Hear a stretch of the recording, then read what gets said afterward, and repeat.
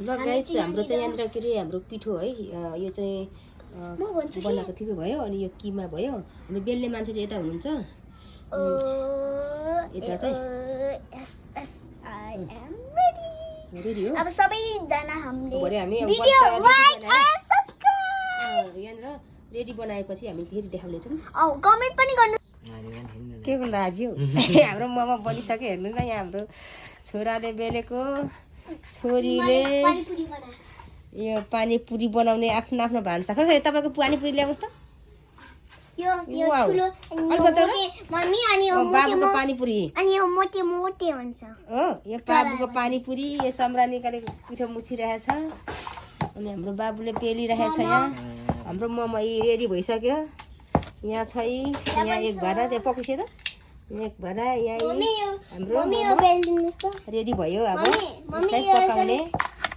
पकाउने हो किमा अझै छ किमा पक्यो मोमो फाइनली गाइस हाम्रो चाहिँ मोमो पाकेको अवस्था मोमो पाकेको अवस्था